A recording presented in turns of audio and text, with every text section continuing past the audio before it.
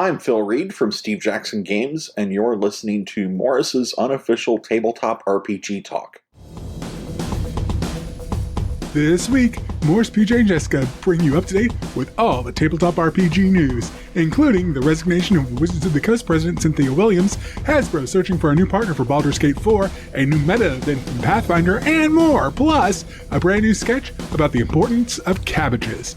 This week on Morrus's unofficial tabletop RPG talk. Today's podcast is sponsored by Grimlick's Animal Avatars and Familiars for personages of a magical or sorcerous persuasion. Wow, they really picked a name that rolls off the tongue. Grimlick's stocks creatures of all sizes, from magical cockroaches, enchanted boa constrictors, all the way through to medium-sized cats and trick bears. All of these familiars are perfectly suited for enhancing the image of... Honestly, familiars are so last century. I've been using the Scribone 8 Plus for a year now, and I'm very happy with it. What? Oh, go to Grimlick's Animal Avatars and Familiars if you want a ridiculous and glorified pet. All the tabletop role-playing news, we aim to amuse and we aim to enthuse. And Morrus's unofficial tabletop RPG talk. Hello, and welcome to Morrus's unofficial tabletop RPG talk. I am Russ, aka Morrus, or Morrus, aka Russ, and with me this week is... PJ Coffey from the Southampton Guild of Roleplayers. Russ, as ever, it is a delight to be. And joining us also, we have the extremely hard-working lady who helps run Ian Publishing with an iron fist. Some say that if you cut straight through her, you'd find the words Ian Publishing written all the way through. I don't know about that, but I do know that the values she holds on the inside are made manifest on the outside. It's the one! It's the only! It's me, Jessica from EM Publishing. That was quite the intro to pull off the fact I'm wearing an EM Publishing t-shirt today. I'm wearing one of the uniforms. Your weirdest intro, I think. Yeah. New personal best achieved. Good times. The only way is up. Compared Jess to a stick of Brighton Rock. Well, there's worse things to be compared to. At least they're fleet. I suppose so. Look, we've got solid, dependable, very sweet. What more do you want, Russ? We have got so much news to do. I think we should get cracking, get moving with the news. No, I think we should waffle about for a bit and lose track of the point, as is the brand for the podcast. We always get straight into it. That is what we usually do. I agree. All right. I was thinking of trying this thing called efficiency. That we've never tried before. Okay, fine. Should we start with talking about the news from Dungeons and Dragons? There's so much of it. The Magicians by the Beach. There is so much of it. There's a lot of D&D news. We've got some corporate D&D news, and we've got some Vecna D&D news. Let's start with the exciting corporate news, because everyone enjoys corporate news. Oh, Druids of the Dockyard. It is the best type of news. Yes, it is. I love it. Do you want to do it, Jess? You do the corporate news, and then I'll do the Vecna news. How about that? Oh, yeah, that sounds fair, because I think you know more about the Vecna news than I do. As long as I can do the Baldur's Gate element of it, I'll be fine. But yes, so the corporate news. So Cynthia Williams has been president of Wizards of the Coast for the last 2 years. Mm-hmm. She is going to be leaving the company at the end of the month, which is quite quick. Mm-hmm. And Hasbro is already looking for someone else to step into the role. So I think her leaving is effective like 26th of April. So that's very soon. I think we found out it was like 15th of April it was made public. Yeah, that doesn't necessarily mean that's when the decision was made. No, that's just not at all. When we found out about it. Yeah, I mean... But yeah, so there's the quote from Wizards of the Coast about it that Rascal News published, and Wizards of the Coast have said, "We're excited for Cynthia to take the next steps in her career and grateful for the contributions she has made in her more than 2 years at Wizards and Hasbro. We wish her the absolute best on her next endeavour. We have started the search for our next president of Wizards of the Coast and hope to have a successor in place soon." So she came from Microsoft. Mm. Yes. And she was heavily involved in Xbox gaming. Mm-hmm. And the gaming ecosystem commercial team, I believe, was the team she was on. Yes. Over at Microsoft. And I was wondering, so she's been there for 2 years. Mm-hmm. And presumably she's put her stamp on wizards in that time as a leader of the of those wizards out there, those magicians out there on the beach. Yeah. So, what do you think? Like, given that context, that she came from Microsoft, was big on the sort of like Xbox gaming, that side of things. What would you say her sort of legacy, her stamp, was the stamp that she put on Wizards over the last 2 years? Well, I don't know if it can purely be attributed to her, because I know generally Wizards of the Coast has wanting to make a move to digital. That's they've publicly stated that. And so that makes sense why, because it was Chris Cox was originally doing the role and then stepped up to be Hasbro CEO. Yeah. So I imagine they were looking for somebody that had good understanding of digital gaming and wanted to carry that on. Yeah. So I think that's why she was chosen and is in the role. Mm-hmm. Her only staying for 2 years, can only speculate as to why. It's difficult to know. It seems strange that we haven't known for a long time, because normally... Should we necessarily know, though? I mean, as long as the people who need to know, do we need to know? I mean... I don't know. Shareholders need to know. That's what I mean. For a publicly trading company, the change of a CEO is significant. So normally I would expect it, because I imagine she has quite a long bit of gardening leave or, resignation period notice. I'd imagine, being a role, because goodness, my role's like 2 or 3 months notice anyway, and I'm not a president of Wizards of the Coast. So I imagine hers is the same. So for us to know only a few weeks is... maybe that's a PR decision they made, but also it could be something to do in her personal life. It could just be that she. It could be anything. It could be anything. So, she might have been headhunted and got a better job. Who knows? There's literally no way to know. Like changing jobs every 2 years is pretty much even recommended.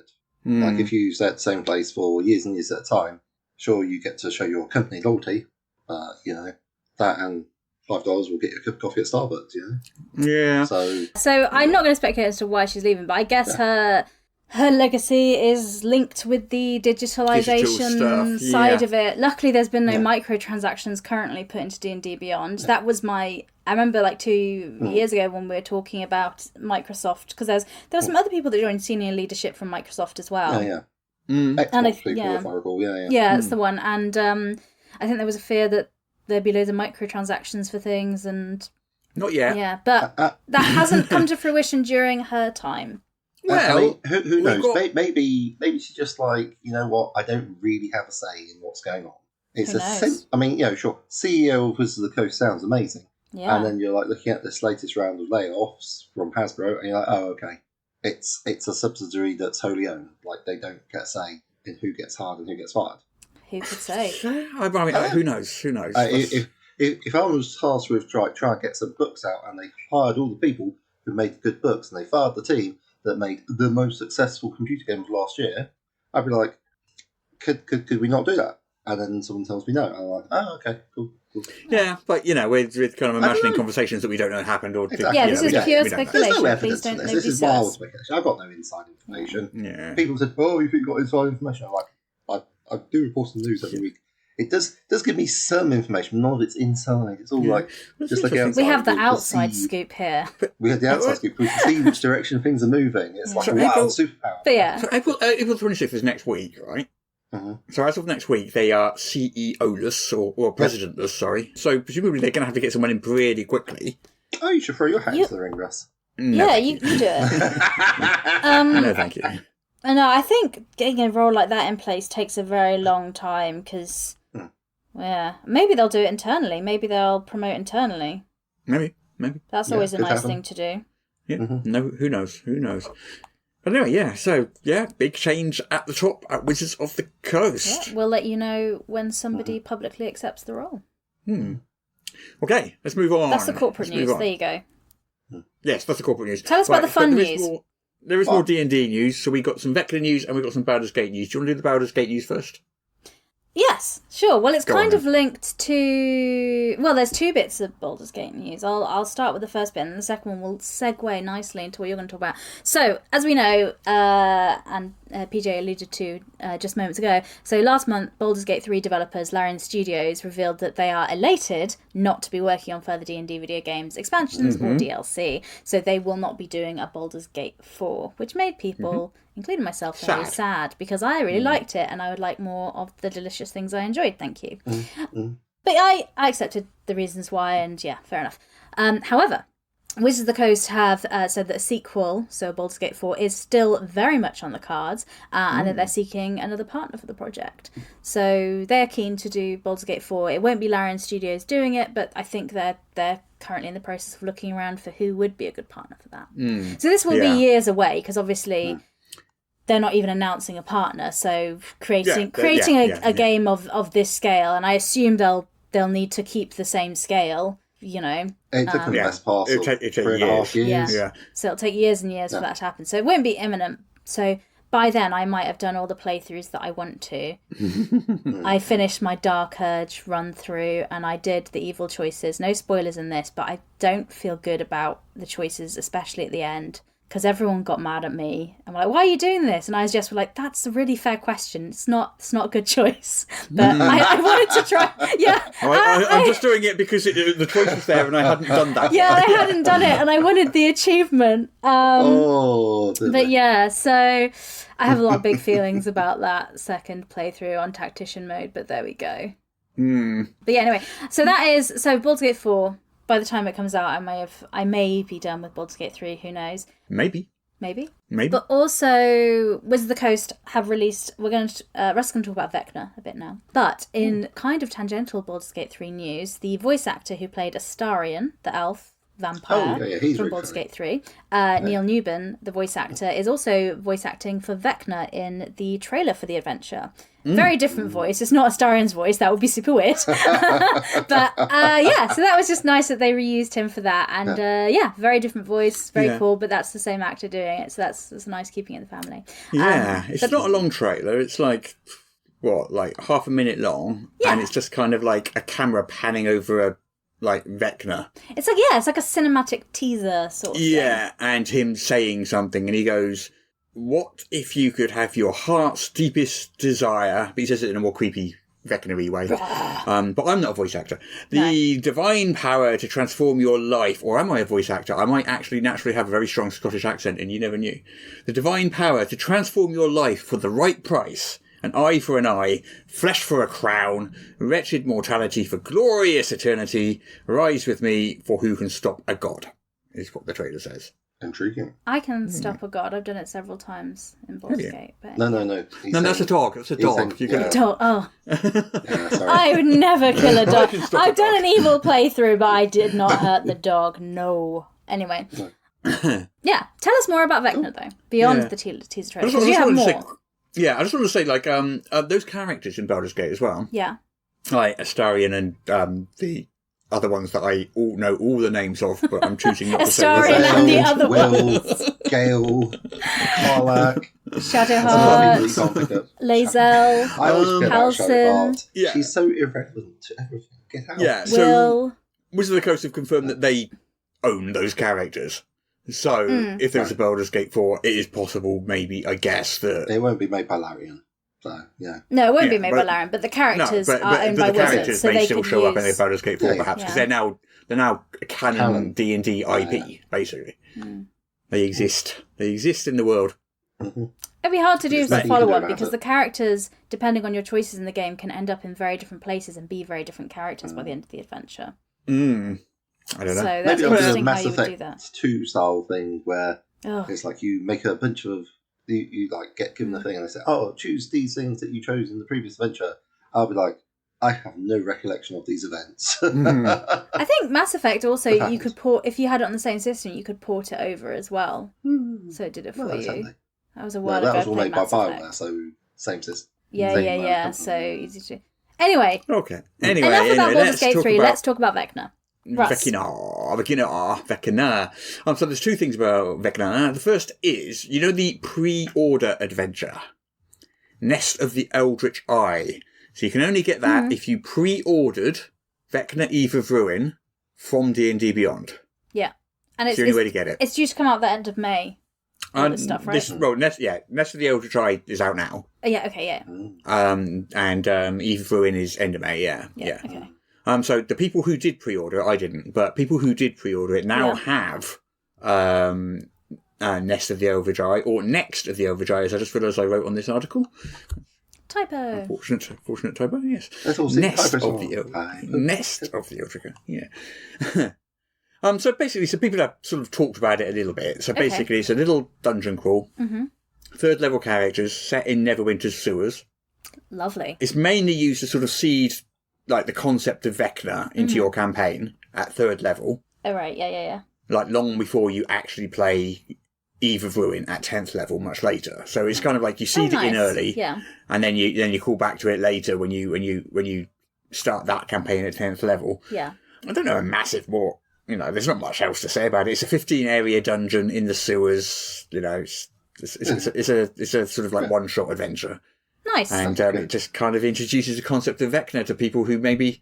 I think what I'm hearing is if you don't know who Vecna is, maybe it's worth doing. If you if your players are familiar with Vecna anyway, it may not necessarily add much to. But it might be nice to seed it in your campaign early, like you say, at level 3, just as a flag that, hey, folks, in the future, we're going to be doing Vecna Eve of Ruin, which will be a long time away, because if your players are at level 3 and you're at level 10 and you're playing once a month, it'll be a while. It could take a while, yeah. Could take a while. It's a bit of a paradox. The people who are most likely to pre-order this adventure are the people who most likely already know who Vecna is. Exactly. It's like, if you don't know who it is, then why would you pre-order an adventure, especially about it? It's like, well. I guess you could also, though, run it as a prologue. Mm-hmm. So make your characters at level 3 and level 10. Run their prologue at level 3, and then jump forward to level 10. Time skip. Yeah. You could, I mean, you're bound by your creativity. Achieve, really, isn't it? Onwards with Vecna. Vecna has monsters in it. It does. Not in Vecna, in the adventure. Did Vecna you know? doesn't have monsters in himself. We don't I mean, know that'd that. be pretty cool. Spoilers. Like, you go to some sort of primal necromantic plane. It turns out that they're just Vecna's super body floating in space. It's like that. It's like that film Inner Space with Dennis Quaid from the 80s. I was where thinking he goes into a tiny little molecule-sized submarine and goes around somebody's body. I was thinking more like a Russian doll situation. Yeah, are you not thinking? Just I mean, peels I off go his with flesh Fantastic and- Voyage, but myself. Oh, right, Russian Doll, not the amazing series with the lady from Orange is the New Black. Natasha. Correct. Somebody. Natasha Lyonne. That series Yes. is very good, Yeah. though. Yes. Yeah. But anyway, Vecna monsters. I was wondering why Vecna you were monsters. mentioning it. It was so confusing. Yeah, no, I meant literally the nesting dolls. Yeah. Anyway, there's more than one monster in Vecna Eve of a- Ruin Adventure, you say, Russ? Only one? 40 new monsters. 40? 40. Wow. So, each of the chapter, we already know that each chapter visits a different game world. Yeah, we talked about it before. One's Dragonlance, one's Ravenloft, and one's Eberron sort of thing. So each of the chapter has its own theme and its own set of monsters that fit that theme. Nice. And there's 40 monsters in total. Some of them are brand new, some of them are updated from earlier editions. So some of them we've got like a demon lord, Miska the Wolf Spider. It's like a champion of chaos with wolf-like spider demonic minions. Lovely. Okay. And we got some relentless stalker horror movie style monsters that you can't get away from, which sounds kind of fun. It says there's quite a lot of them are quite inventive and quite disturbing. Just genre mashed two terrifying things to... Yeah, there's spider dragons, spiders and dragons mashed together to be extra icky. Wonderful. We love that. Yeah, I'm not sure I like the idea of a spider dragon. Spider dragon, spider dragon. Does whatever a spider dragon can. Yeah. Makes it seem less scary there. I thought that might help your nightmares. Yeah. Just Thank you. You're Thank you so welcome. much. Tomb of Annihilation had a stone juggernaut in it, and there's a granite juggernaut in this, which is an upgrade. a granite. That's great.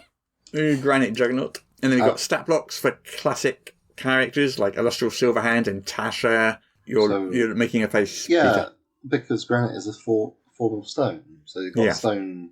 That's where I laughed. As pictured, they hide in kitchens on surfaces, pretending to be, Yeah. and then It's suddenly, just It's like saying you got a metal juggernaut and then there's a gold juggernaut or a silver juggernaut has a example of it. It's but Does this bother you? it's PJ is bothered. Now this is Do you want to? I tell you what. The etymology disturbs me. Do you want to sit and worry about that for a bit? We'll let Russ carry on with the rest I would of it. say I'm worried about it. I'm more just... Sorry, worried was the wrong term, but have your feelings about it. There we go. I'm just shaking my head in disappointment, to be honest. Okay. But anyway, all right. I'm sorry. But there's Please granite. continue with your listing of the crimes against etymology that have been committed. Okay, so we've got stat blocks for, like, Illustrious Silverhand and Tasha. The Tasha stat block is like a younger version of Tasha. Like, I think she was was it Wild Beyond the Witchlight? Did she show up in that, I think? Pass. Sounds plausible. And she has, like, prototype versions for spells that are in Tasha's Cauldron of Everything. Oh, yeah. Like I earlier vaguely versions. remember us talking about this, but I haven't played it, so I don't have... No, I haven't either. It's quite a clever idea, actually, having, like, less advanced forms of spells. Like, yeah, I mean, we thought we were very big and clever, advanced edition, throwing in some advanced spells. Like, no. How about spells that are strictly worse? Yeah. But I guess they're the ones that she uses. It doesn't mean that your player characters have to use them and choose them. Yeah, I guess they're like Easter eggs, maybe, just in her stat block sort of thing. Yeah. She can use worse versions of existing spells. Yeah, why not? Why not? That's quite interesting, actually. I think, there's design space there. Anyway, yeah. I'm sorry. Also, there's a new version of Strahd, which is kind of tied in some way to the Death House. And Death House was that little prequel adventure that came with Curse of Strahd. Meat grinder adventure. I liked Death House, yeah. It was good. Yeah, I never played it, but like every time I see it online, people are like, oh, yeah, this will totally kill the players. You should run it. It's like, Is the goal to kill the players? Is that the goal? Like, I don't think that's the stated design goal, but it's a frequently observed unintended side effect. It's not. I mean, my players didn't die. It's not my goal when I run a game. Soft. In fact, I worry about them all dying, and then the session ends, and I'm like, isn't that fun? Depends what you're going for. Like, if you're running 10 candles, brilliant. If Yeah, you're trying but to run a controlled at the prequel end. adventure to a module and then die, it's like, oops, Exactly. set too high. Context. Anyway, the monsters. We've also got lots of pictures of monsters. Because there's a video that you can watch about these monsters, and there's lots of pictures of monsters, and there's an article on EN World, and the link will be in the show notes, so you can pop over and see those pretty pictures of some of the, like, ooh, and that must be the spider dragon. Yeah. That is quite ugly. Mm-hmm. Yeah. Do not like. And there's not like the spider and dragon. there's a full video with the game designers Rob Lundeen and Talking all Mackenzie about Darmus. it. Yeah. And that's linked on the EN World article as well, so if you want to... Yeah. If dive in deep, if you want to have a look if it's for you. Yeah. I like that there's a high level adventure path though, level 10 and above. Yeah, it's good. That's Yeah. good. So I hope people like it. But yeah. So Beadle and Grimm do those deluxe versions of the adventures. Yes. Yes. So we now know what's going to be in the Vecna Eve of Ruin 1. Ooh. Mm-hmm. So it's coming this summer. Yes. You can pre-order it now. It's coming this summer. It's about $500. It's not cheap. Well, I suppose it's a collector's item. But they do like really high quality stuff, isn't it? It's you get a lot of stuff in there. Yeah. You get a lot of stuff. So this is what you get. Okay. So you get the full Vecna Eve of Ruin adventure broken out into 5 booklets. Oh, okay. Oh, nice. A D&D Beyond code for the full digital version of it. Mm-hmm. Oh, strong. Providing a bit of PDF support for their work. Got to love it. Love it, yeah. 3 bonus encounters. Mm-hmm. 48 half-page art pieces pulled out from the book to share with your players. Oh, that's nice. Oh, yeah, that is nice. Little prop. There you go. As opposed to having to, like, whoosh the book up with your hand over, like, half the paragraphs. Oh, yeah. Hide the stat block. See the monster, hide the stat block. Yeah. And then you get 18 miniatures. Nice. And We love these a miniature. include things like Vecna, a Vrock, and Illustrial and Tasha, and a Bearded Devil, and a Drider. So a few wizards, basically a few wizards, devils, and a couple of, and 2 or 3 named characters. I mean, Vecna being one of them. If I wanted the Keeper of Secrets, I'd look at a rock and be like, yeah, nice. Yeah. So this is interesting. So there's the magic item cards. Mm-hmm. And they are aluminium plated, or aluminum plated, as they've said. Aluminium plated. And you can combine them to create a 34-inch rod of 7 parts. Sorry. Okay, so you take these cards and you string them together in a fashion, and then you have created the rod of 7 parts. Yes. Oh, how delightful. Yes, because there are I assume there's 7 of them. 1, 2, 3, 4. Yeah, there's 7 of them. It would be so weird if there were 6. The run of 7 parts Right. over 6 pieces. Yeah, so I guess basically every time you pick up... Because the quest is basically, as far as we can make out, about getting the 7 parts of the role from different D&D worlds. So did you say they were cards? Yes. Oh, I would have thought it would have been like a plastic mini or something that you could actually physically click together. Obviously scaled down, you're not going to have an actual...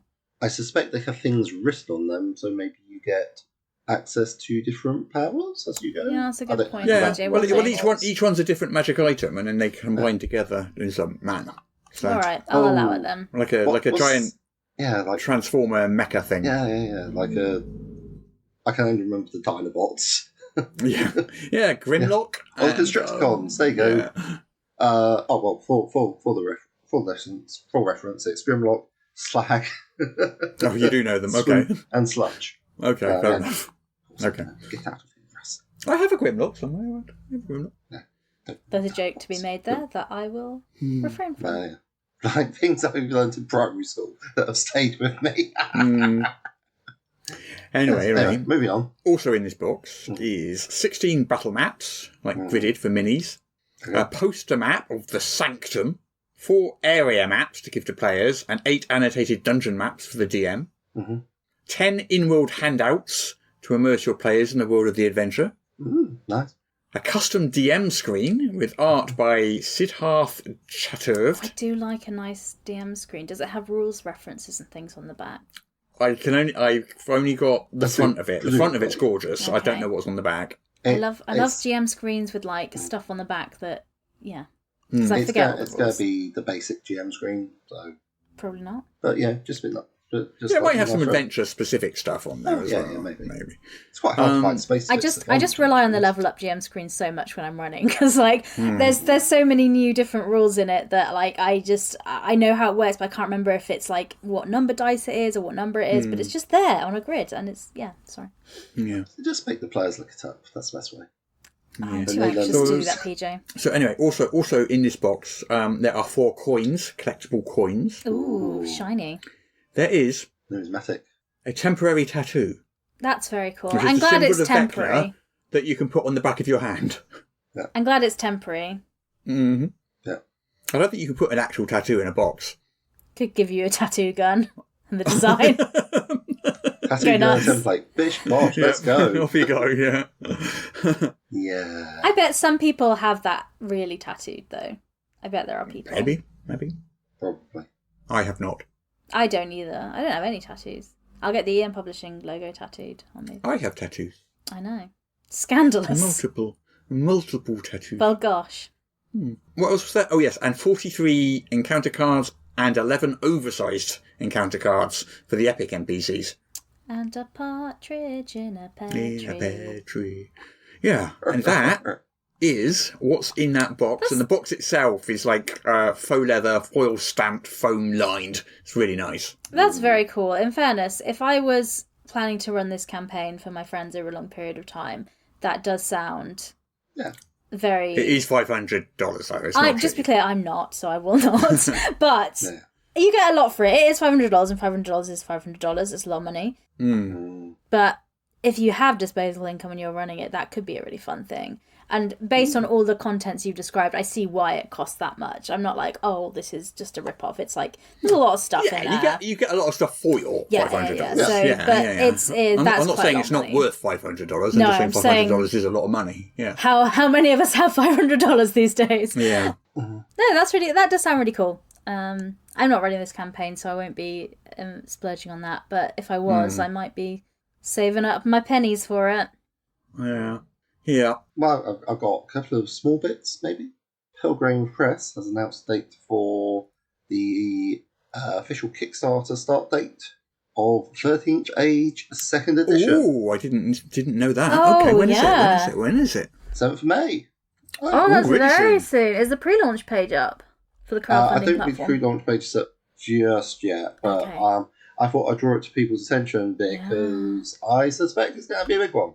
Well, this has been on the most anticipated TTRPG of the year list for several years now. Oh, I am anticipating it. Yeah. I've been through the page, and it seems like they've got a very methodical, sensible approach to what they're going to sort out. They're going to be redoing like certain talents. We're looking at you, Bard, especially, in order to make them more fun to play. They're going to be redoing the advice for things like what are they called? The 13 major, they're not divinities, 13 icons. Icons. Yes. They're redoing the advice for the icons, so it will make a lick of sense, which, I mean, basically I read it, didn't make any sense, and then someone said, it's just like, some bits good, some bits bad, and like, go on. There's been... And you just... So sorry. Yeah, and you just use it to improvise. It's a very good low improv game, or low effort to improv game, which I really like. So for those who aren't familiar with it, basically it's kind of a spin-off of D&D with kind of like a mix of 4th edition and 3rd edition sensibilities, I guess. Yeah, it's like the 4th edition. Two of the people like Jonathan Tweet and Rob Panto from 4th edition were told by Pelgrane, "Hey, write Dungeons and Dragons." But the way you want to do it. And they're like, okay. And then they're doing a lot of stuff. Key features of the system, probably things like escalation dice, which adds a +1 each round that you keep escalating, which does mean that the 3-round fight is very nicely timed and makes sense. You've got everything's to hit rolls, there's no saving throws, just varying defences like AC, physical defence, and mental defence. And also for monsters, depending upon the dice number you roll, they will do a different sort of attack. So pretty interesting. I had Rob, one of the designers on Not D&D last year to talk about it, because there's been loads of... Because it's technically not D&D, and I know it's a spin-off of it, but I was like, it counts enough and people are interested. So we talked about 13th Age, and there's been loads of playtesting and loads of work done on this for a long time. So if you check out the Not D&D podcast, if you want to hear about where it was last year. But that's good. That's a nice bit of news. Thanks, PJ. Yeah, excellent. Did you say you had another piece there? Oh, more? Yeah, I know. I've just been like, hanging around, getting up to no good, being on the internet and so forth. Unbelievable. I know. It's like into the ground, such as it was. So, terrible news for Star Trek fans. Lower Decks has been cancelled. Yes. There is a hashtag. Yes, that is terrible news. You can see how terrible news. Incredibly sad I am that a cartoon has been cancelled. PJ specifically said for fans. Yes. I am a Star Trek fan. How am I not a Star Trek fan? Because you don't watch Lower Decks. So. Sorry, you said that on a plate. That was too easy. All right, PJ, back to you. What's the news? The hashtag 17 seasons and a moopsie. It's trending. People are trying to... Yeah, it's trending. People are pushing it out there. You should push it out there as well, because they'd quite like Lower Decks to come back. Is there an RPG connection to this? Or is this just a news about I don't know. How is Star Trek connected to RPGs? Well, earlier this year, Modiphius announced a new edition of Star Trek Adventures TTRPG. That is a thing that they did. So that's true. I can link it with that. Yeah. All right. Turning it into an RPG topic, because you did mention Star Trek Adventures 2nd Edition, which is coming out at Gen Con in August. There is an article up where Nathan Dowdall, who's the system developer, unveiled a few more details. Oh, so that's more. So you can read it in more detail over on Modiphius' site, but basically what they've done is they've cleaned up the rules presentation overall. They provide guidance on the use of traits. Oh, yeah, that's good idea. Yeah. Gotten rid of challenge dice. What are your opinions on that? Because I haven't played the system a lot, but I know I played the system. Which one are the challenge dice, Peter? Are they because we've been playing it for a while, and I'm not sure which ones. I'm sure I'm just being. I don't think I've seen the challenge dice in play. No, I must be just missing something obvious. I'm also baffled.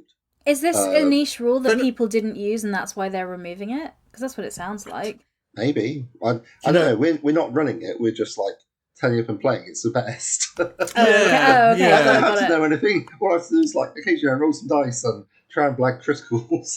That's me playing every game ever. Yeah. Absolutely. The challenge I don't dice. know the rules. I'm just here.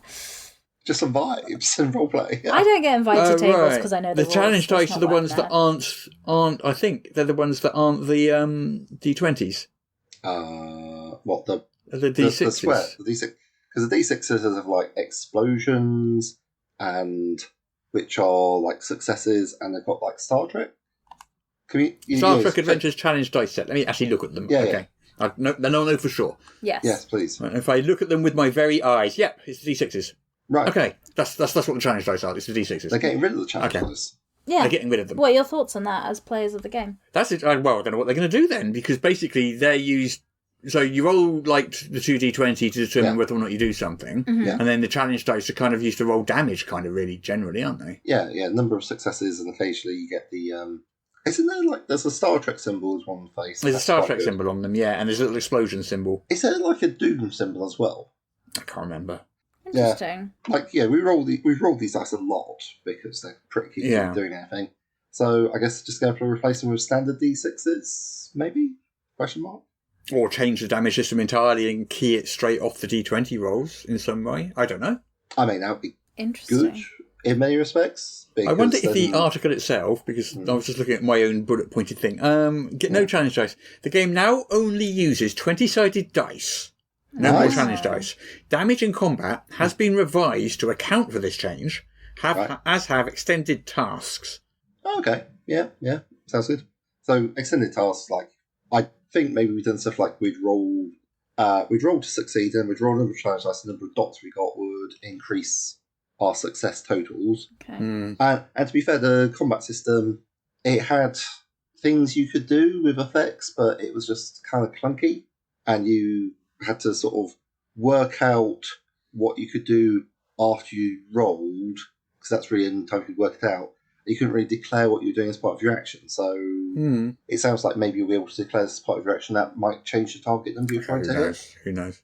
Yeah, we don't know. We'll have to wait and see. But yeah, I mean, it sounds like a simplification. I think that's really a strength, to be honest. Okay. Simplify your game a bit further in that sort of respect. We've got more character options in the core book. There's 14 character species in total. Oh, very nice. So that'll include Cardassians, Ferengi, Klingons, Orions, and Romulans. Wow, they're bringing Cardassians. Don't know how we'll keep up.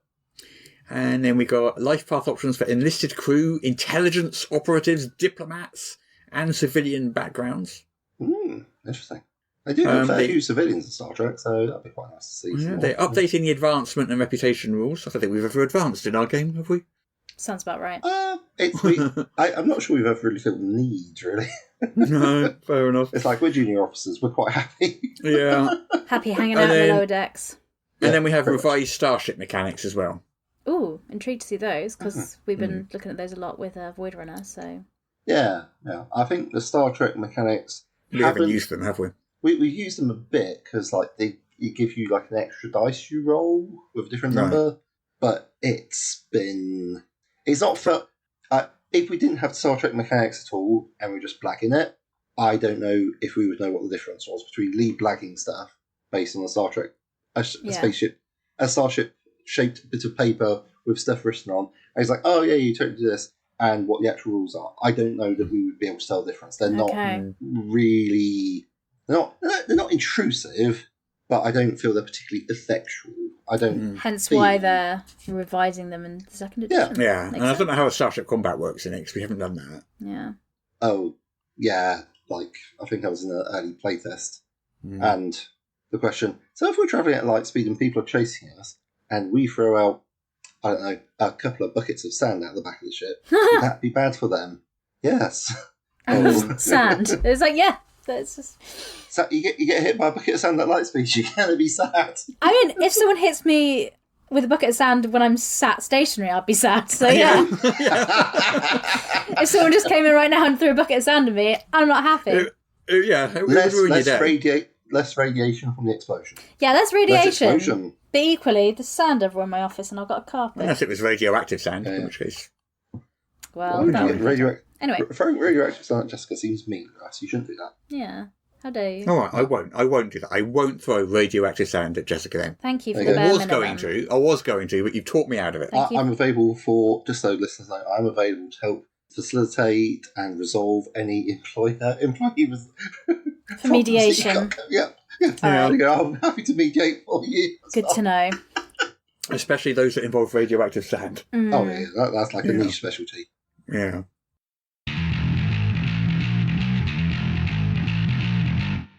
It's been 7 weeks since we defeated the Dragon King of the Grey Wastes. You know what? It's time for a new adventure. Verily. We've been hired by the Duchess to explore the ancient tomb of the Elven Kings. It's said they are haunted by the cursed remains of the early tyrants. And trapped with deadly devices so cunning they'd make a fox envious. I hope you've both been preparing during your recent downtime. Oh, of course. I've been training. Putting all my newfound experience to use and levelling up, so to speak. Oh, me too. In fact, I've learned a new spell.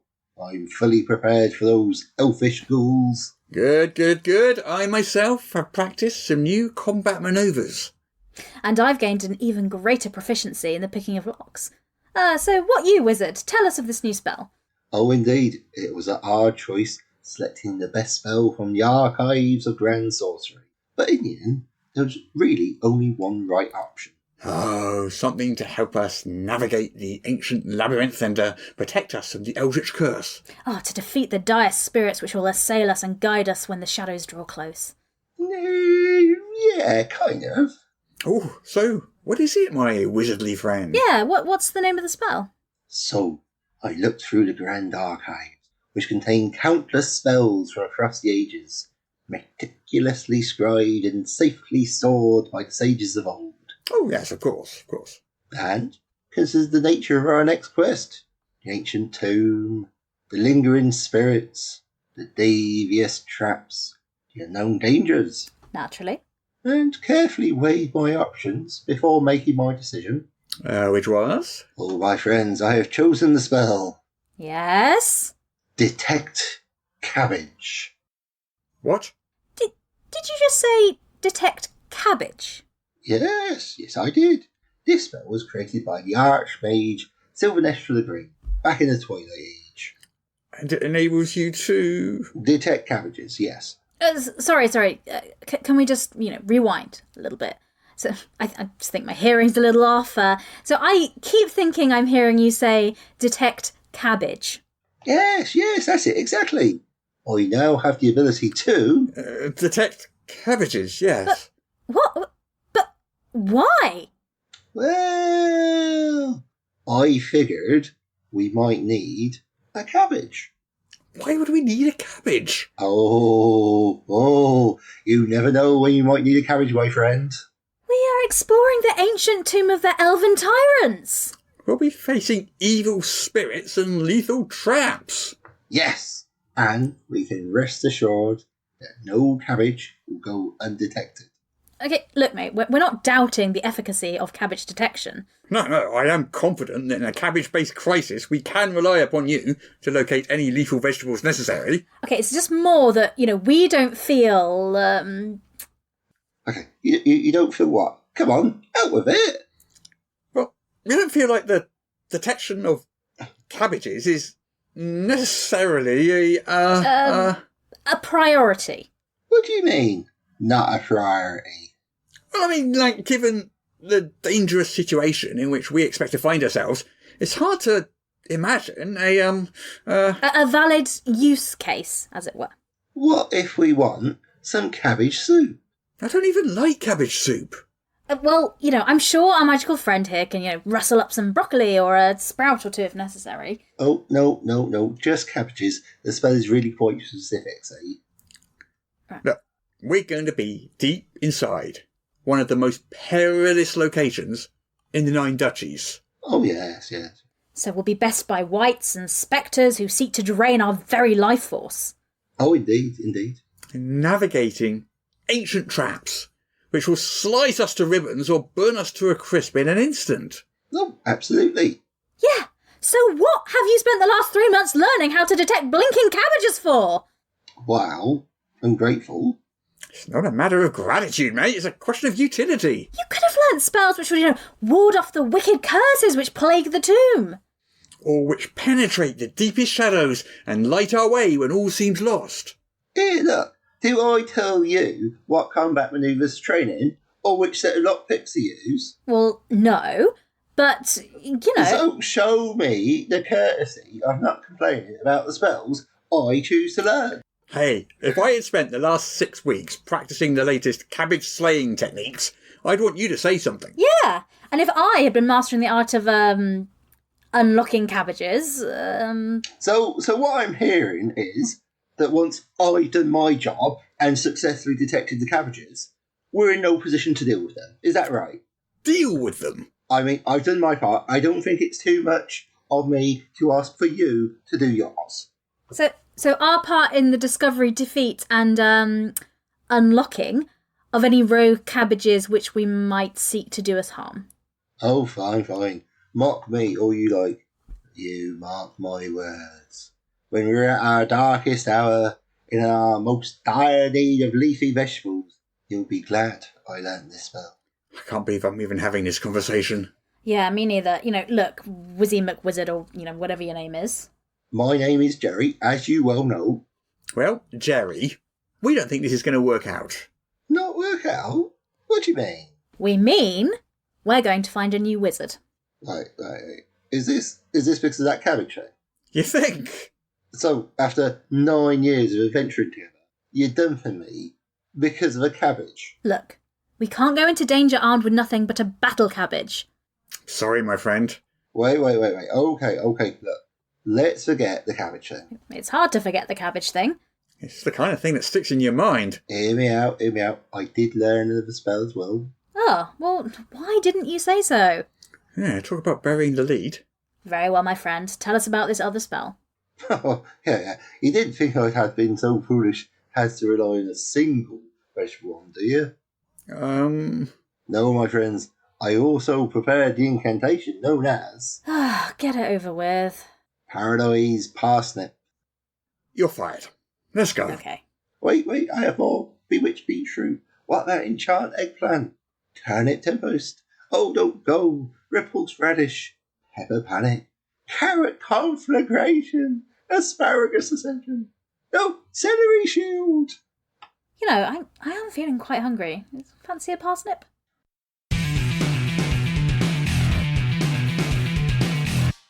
Malak the Maleficent here. If, like me, you're enjoying this podcast, please consider subscribing on Patreon for exclusive bonus content every week and the warm, fuzzy feeling of knowing you are helping to keep the show going. Subscribe at patreon.com/Morrus. There, I said it. Can you stop staring at me like that now? The things I do. All right. Don't forget, patreon.com/Morrus. Can I go now?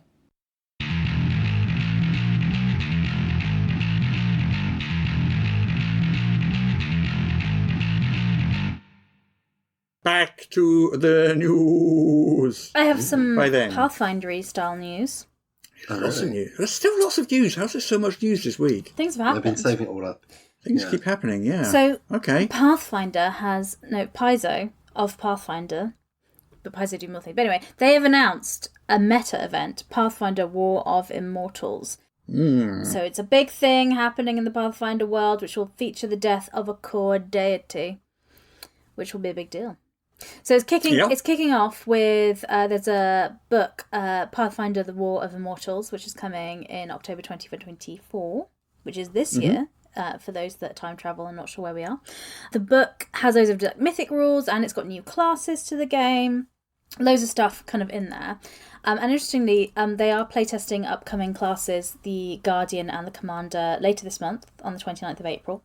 So if you want to check them out and playtest them, if you go to paizo.com/Pathfinder playtest, you can get involved and do that there. Mm-hmm. Something I find slightly confusing about this. Mm-hmm. So, unless I'm completely misunderstanding or misreading something, so this Pathfinder War of the Immortals, the basic concept is one of the gods, like you said, gets killed. Gorum, the god of war, gets killed. Yes.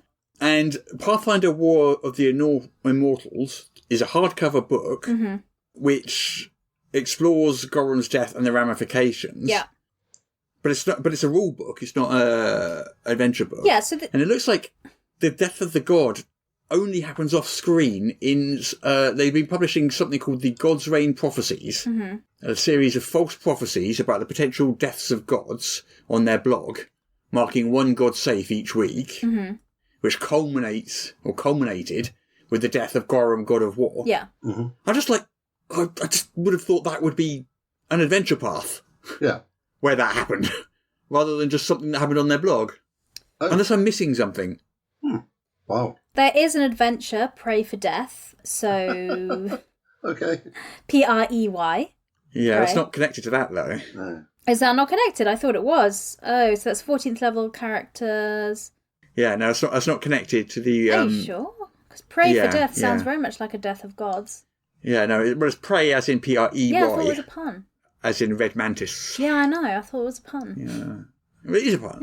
Yeah. Yeah. But this is going to affect future adventures and adventure paths and things. So there is a second adventure path that ties in with the War of Immortals. It's All right. Pathfinder's Adventure Path number 41, Triumph of the Tusk. And it's Triumph of the Tusk. Yes. Ooh, and it is okay. an adventure path for 3rd to 11th level characters. So this is, they're fighting alongside orcs in the War of Independence as the war rages around Golarion. Oh, I see. And so it looks like that is what you were thinking does exist. Okay. And there is also going to be a novel, which is another tie into this big event happening, Pathfinder God's Reign, which is a novel by the Pathfinder writer Leanne Mercil. So pretty much they're basically changing the setting and the canon in the world, which will have an impact on playable characters, the world's setting, and there's an adventure path with it. So, yeah. And they're going to talk more about it at PaizoCon, Gen Con, and they have a monthly talk show, Paizo Live. Okay. So that's a big thing that's happening in Pathfinder if you play. Do either of you two like whiskey? Not really. I won't lie. I do actually, but I didn't for years. Now I discovered that I just had to add more water to it, so it goes from tasting of burning to actually having quite a pleasant taste. Like whiskey squash. Not that much water. Oh, I see what you're saying. Right, you're not proposing to add squash to a whiskey. Oh which no, is- not like butternut squash. I more meant like a cordial. So, Critical Role is releasing its own whiskey, and you can buy a bottle of it for $99.99. That's quite What? cheap for whiskey. $100. Oh, I thought it was 19. $99.99. Oh, I misheard you. This is like $100. Yeah, I thought what you were that's- saying like it was like $20, and I was like, oh, that's quite cheap. No. I That's the misheard. thick end of 9 $19.99. quid. No. Like accurate exchange rates. No, it's $100, and it is. Must be good stuff. It's inspired by a drink purchased by Grog during the game, produced in the deserts of Marquette from the bile of the Sand Keg. What? Grog is like rum, lime juice, and hot water. No, Grog is a character. That's the name of a character. It's a person. But you know what? Both of these things can be true at the same time. Yes. But Yes, Grog but we're in this, talking about here- in this context, Yeah. it's a character. Right, sorry, I was confused. I was like, but Grog isn't made with whiskey. But all right, so Grog, The the character. rum, Yes. the rum-based The character drink Grog. that is named after Yes. Grog, has got himself some whiskey, or herself, Yes. or themselves, whatever. Yes. Whiskey, Yes. Correct. Well, the real world version Yes. is from a blender called Ale Ochoa, and it's a cask-finished bourbon aged 4+ years in sherry and vermouth barrels with notes of baked apple, brown spice, shortbread cookie, and oak. That does sound nice, but I'm not really that into whiskey. And That's too complicated if I for me. buy a bottle of spirits, I don't spend $100 on it, and that might say more about me than the drinks. I don't But either. yeah, I Good just financial decisions, apparently. well, like I don't know. I'm gonna buy a I don't like I'm whiskey gonna anyway, buy a so- bottle of gin later when I do my food shop, and it's not gonna I cost don't me like gin either. $100. Don't like whiskey or gin. I like vodka. Don't mind vodka. Would you spend $100 on Mainly a because bottle? it doesn't really taste of anything. That's true, it doesn't. Yeah. And here I am brewing my own mead like a sap. I like mead as That's right. well. Oh, no, I'll drink. Yeah, that's not a spirit, though, is it? Oh, no. Depends how much PJ brews Depends how it. you Yeah, brew it, yeah. with a home brew, could be that Depends how strong. concentrated it is. Could be I that tried to strong. distill it, and I'm not 100% on legality. I am 100% that I do not want to have alcohol vapours in my own physical house as I own. That shit goes Fair enough. outside. Well, you have a medic on Fair hand, enough. so it's fine. Yeah. Does me no good Anyway. if my house is burnt down. Anyway, Oh. that was critical role. That was critical role whiskey. does. We've also got Yep. something about D&D and mental health. I saw this, yes. Well, seeing your friends is good for your mental health. Oh, yeah. Having social activity is good for mental health. So there's a study. Hello. It was published. I mean, yeah, you've summarised it, but yeah, Yeah. a study was published in Games for Health Journal. Mm-hmm. titled A Study on the Efficacy of the Tabletop Role-Playing Game Dungeons & Dragons for Improving Mental Health and Self-Concepts in a Community Sample. Cool. And this study was by Alice A. Merrick, Wendy Wen Lee, and Danjay Miller. Mm-hmm. And they had 25 participants who played D&D for 1 hour a week for 8 weeks. Mm-hmm. And they did surveys before, during, and after the game sessions. 1 hour a week? Yeah, I mean, sure. Okay, yeah. They all played the same module. Right. In the same location. According to the study, participants demonstrated significant decreases in depression, stress, and anxiety, and significant increases in self-esteem and self-efficacy over the study period. Well, it's like PJ said, having regular social interactions in real life with people is good for you. Yeah, and I can see why tabletop RPGs play into that, because if you're just trying to hang out with people or your friends, sometimes it's easy to go weeks not meeting up and doing things because life is busy. But if you say, we're going to play this campaign, you have an excuse and a reason and a commitment to meet up every week. And that just means you make sure you hang out. You see your friends, yeah. I mean, there are other hobbies and ways to do that. I mean, it's not a big sample. Yeah. It is only 25 participants and only 1 hour a week for 8 weeks. Yeah. So, as part of me goes, is that enough to really derive that conclusion? But I'm not a statistical expert. Maybe it is. I don't know. It's like qualitative data. Yeah. And also it's basically surveys, isn't it? Self-reporting samples. But I think if you did that with any hobby, it's like we meet up once a week and do knitting together for an hour or whatever your other hobby is. I think having a regularly scheduled time slot in person to meet with people just means it happens. Yes, I'm assuming it's not Dungeons & Dragons specifically and not any other role-playing game. Well, they use Dungeons & Dragons in the experiment, so I guess that's all they can report. But they did say the role of TTRPGs when I read the little extract from it. But, it'd be good to see, do different role-playing game systems have a different effect on your mental health. Oh, they absolutely would. If you're playing yes, you're playing Call of Cthulhu. I can think of even more. That's a detrimental effect. You're playing Our Arms Are Empty every week. That will not make you happy. Yes. Wow. Yeah. Yeah. Yeah, that doesn't surprise me, but I think that's just. I think definitely for me because it's a good way. I think, especially when you're an adult, sometimes it's really hard to find community, and tabletop role-playing games are a great way to do that. Just like the club you run, PJ. I imagine that does a lot for people. Especially having a hobby which involves other people. Yeah, having a hobby that involves other people, you regularly go to. You could be playing football, or you could be whatever, but it's. Yeah. Yeah. So I don't know. I haven't read the study, so I don't know because they didn't do any sort of tests with things other than Dungeons and Dragons, at least according to that summary. So whether that necessarily Dungeons and Dragons was better at it than, say, chess or football. Yeah. It's hard to tell. My speculation is that would not be the case. Because if it's if it's something that captivates your interest and you've got something in common with those people because you all have an interest in this thing and you're meeting up regularly, that'll do you good. Yeah. I mean, I think D&D is a particularly interactive hobby, whereas maybe some others are less interactive, maybe. Pottery making. I don't know.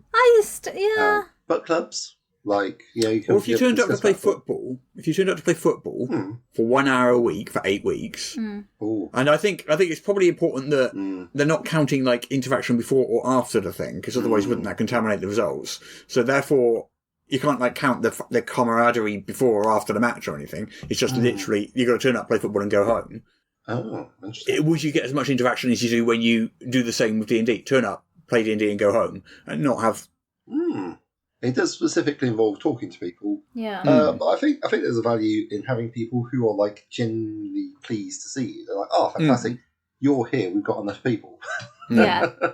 I don't know. I wonder if because parallel play is very much the thing I like. Like when I hang out with my friends, sometimes we are in the same room doing our own activities, not necessarily talking, but that still is something I like doing. Like I had my friend over for a little LAN party where we played Baldur's Gate. We were both sat on computers playing the game, but in the same room. But that still felt, I don't know, works for me. But you have to communicate though. I guess it's the communication that is probably the standout. Whose turn is it to make the tea? Well, that and if I do this, you're making little plans, you're mostly communicating if there's some sort of combat in D&D, and then you require some very specific combat stuff to be going on, and you need to have communication going on, because people will be doing things, and someone's decisions will affect the possibility space of the things that you can do. And that is definitely true of other games. Arguably for football as well, because as a game, you're all trying to achieve a mutual goal of getting literally a goal. That is true, but you're not. You're like doing a lot of intuition and. I don't play football, so I don't know. You're not having conversations. You don't have a sit down and say, "Oh, I'm going to pass it over to you," Kick it here. and then you do this and the other. But you pass it around, and then it's like based on your understanding of what's going on. But I'd say there's like less verbal communication going on. Okay, fair enough. Anyway, that's interesting. You can go read the actual study. It's linked on there for free, so you can go down to I read have it. more corporate news. Oh, yeah. No, there is no more corporate news. There is. Which corporation? All right. Steve Jackson Games released their annual stakeholder report for 2023. It's interesting. They don't have to legally share their stakeholder report, but they choose to for transparency, which is a groovy thing to do. Yeah, it's a privately owned company, so it's not. But yeah. Anyway, so the summary is that Steve Jackson Games had a gross revenue of 3.5 million, and they posted a loss for the year. So they took that much money in, but they spent money on things. They have like 30 employees, so that's the thing.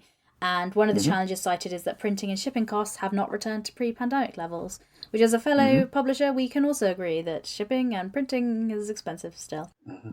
And, when you make games and stuff, that's, you have to do that. You can't opt out of that. But that's the main summary. So, you can read the full report on EN World, but that's kind of the top line level. Yeah, it was interesting. It's like, I did read the thing. So basically, their TTRPG stuff, which is GURPS and the Fantasy Trip, both of those, they categorize these things like they've got like stuff that's really good and stuff that's like and then stuff that's bad. And this was in the category. Like GURPS didn't release anything in 2023, and the Fantasy Trip didn't really sort of take off, I think, the way they wanted it to. And there was a Kickstarter, I think, was it last year or the year before? I can't remember when it was. But it's longer than that, Russ. The Fantasy Trip. Maybe, yeah. It's been a couple of years. But no, I know what you're talking about. I mean, the thing is, they make Munchkin as well. Yeah. It's just like, if you're making Munchkin, a new set of Munchkin, it's just going to be make you so much more money than making a role-playing game. Well, Munchkin did well, and Car Wars 6th edition did well as well. So. Oh, lovely. So those games did well. The role-playing games sort of the Munchkin and Car Wars did well. Yeah, I mean, they still say it's like a golden age for gamers at the moment, on like the industry as a whole.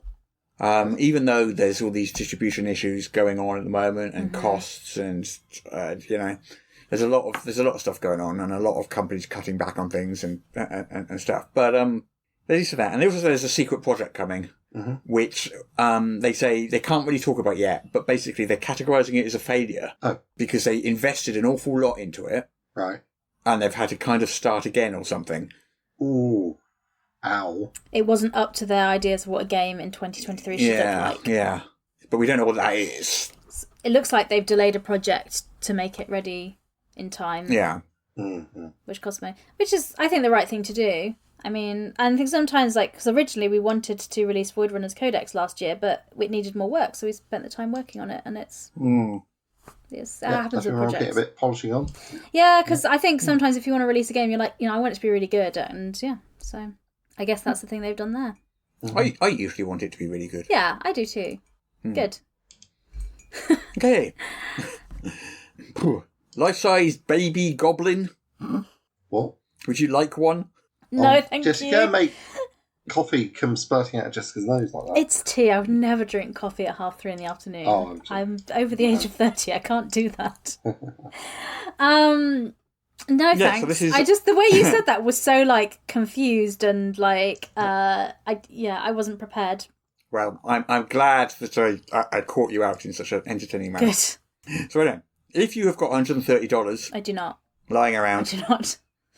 And a desire to have a life-sized foam baby goblin. I do not. But if you do... Okay, if anyone listening is those things, yeah. Then, from WizKids, you can get the Pathfinder goblin. Yes. The sort of iconic design they've got for their goblins. You can get a life-size, well, I've said it like 4 times now, but a life-size foam baby goblin. What is life size? What scale is that? How are we? For a goblin, Because I don't imagine it's 8 inches tall. 8 inches tall. Which is about that big. Russ is now holding his fingers, I would estimate, about Yeah, but it's on my computer screen, so it's hard to know. 20, 25 centimetres apart. Oh, that's good. But centimetres is easier for me. I know how long a 30 centimetre ruler is, so. Yeah. Yes. So, yeah. Well, that's a 12-inch ruler. 2/3 of that, so. Okay, good to know. Anyway. How much does it cost? You can have one. You can get one. $130 dollars. $130, there we go. $130 dollars. Yeah. If you want one, which you don't. Oh no, I'm not so. Okay. Other people will. Okay. Other news. I've got a bit of Kickstarter-y news. A little bit of Kickstarter-y news. Monsters of Drakkenheim looks like it's going to probably hit the $1 million mark. Oh, that's nice. It's got 6 days to go. It's currently at $850,000. Nice. So if it doesn't, it will be very close. But it looks like it's going to hit. So that is the one from Ghostfire Gaming and Dungeon Dudes. Mm-hmm. And is the one that advertises D&D Beyond compatibility on the actual Kickstarter, which I think we talked about recently. So this will be like Ghostfire Gaming and Dungeon Dudes and that lot. They've got loads of $1 million Kickstarters behind their back, under their belts now. Yeah. They just good for them. They've got it down to an art. Cool. So that is probably going to be the next one, the next $1 million Kickstarter. Nice. And then we know that the Laundry RPG, we talked about that last week. We did, didn't we? yeah. I'm looking forward to that. So we know that's something. Oh, the conflict. I haven't backed it yet because I'm still just looking in my purse, staring at it, and my purse like looking between the two. But I think I will be Your backing going, that. No, please, no, Jessica. Yeah, I know.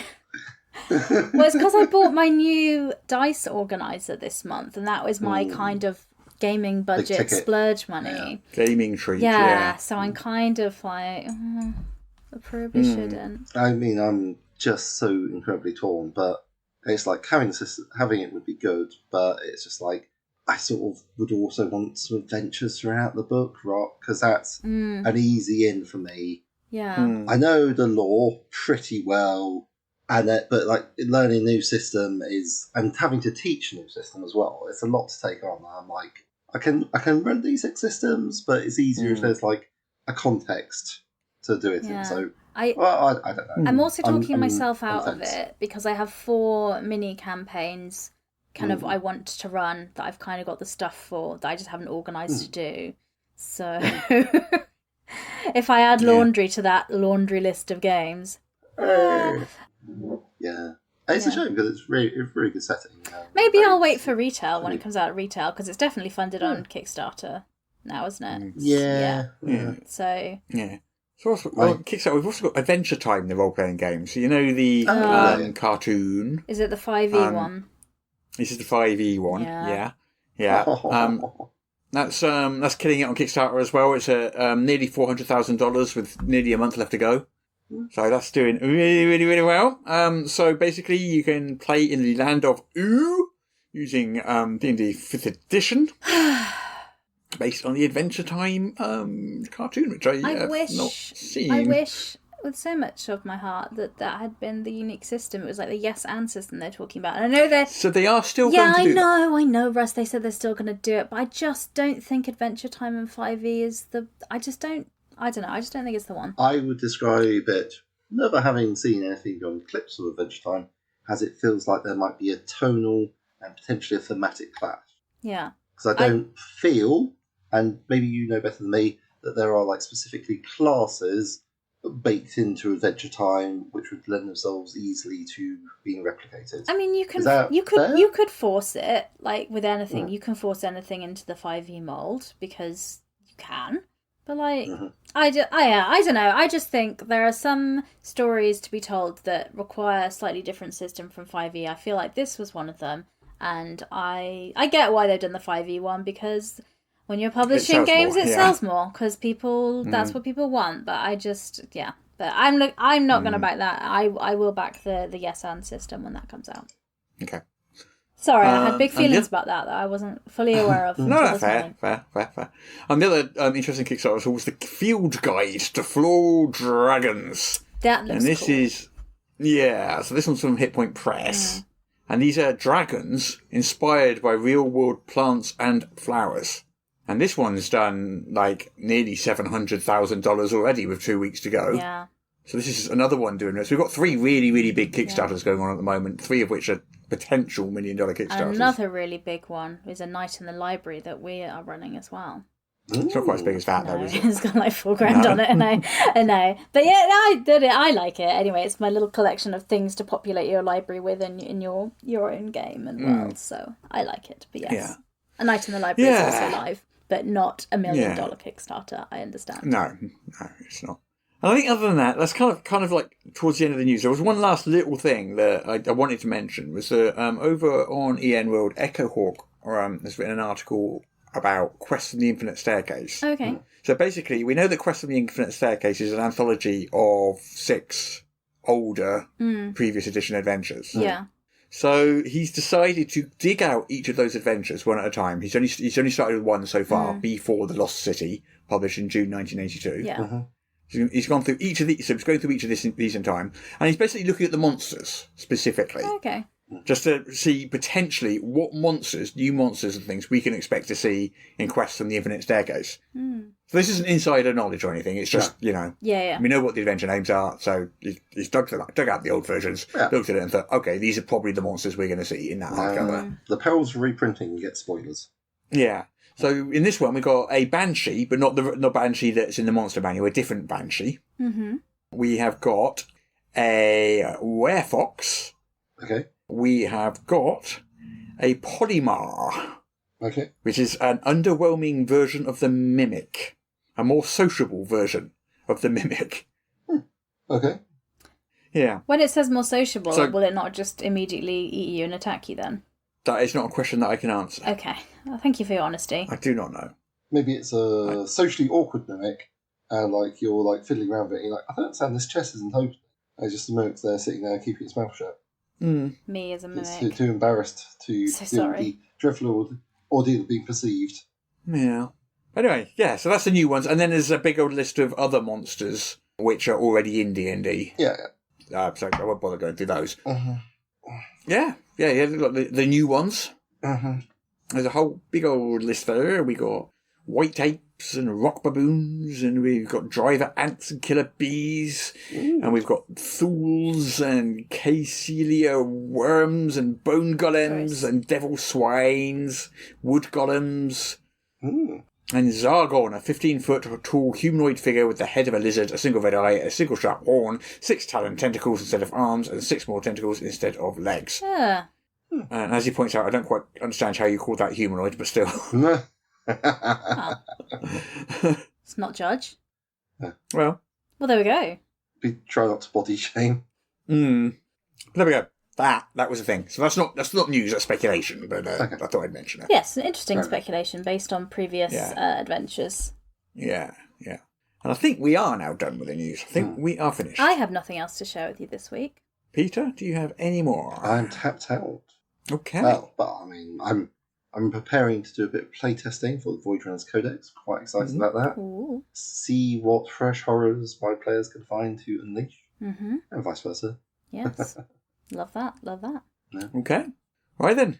Let's get out of here then, shall we? Let's leave. Alrighty. Well, everyone enjoy your weekends. Thank you very much. Thank you for listening. Thank you for talking in that way that you do. You're welcome. Move your lips. When you move your lips and sound comes out of them, I'm always. Yeah. Can I leave now? It's been a long week. All right. Let's leave the room quietly. Right. Have a good weekend. Bye. See you later. Bye.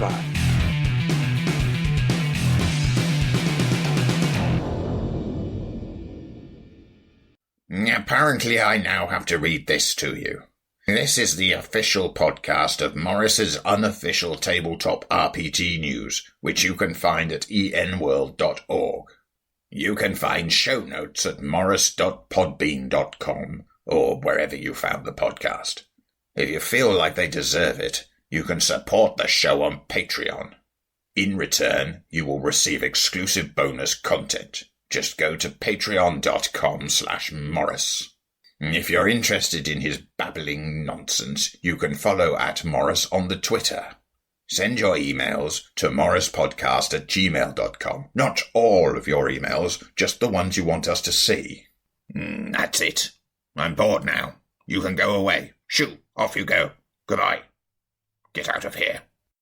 I was involved in a TPK just like 2 weeks ago. Oh, I'm so 3 sorry weeks for your ago. loss. Recently, anyway. Was this at the club? Yeah. Yeah. I was playing a... When I hear can't remember club, what I I was thought playing like now. a nightclub, and I just pictured you all there like at the buttons. Yes. Roll! But you Yeah, meant that's the right. TTRPG clubs, Southampton Guild of Roleplayers, yeah.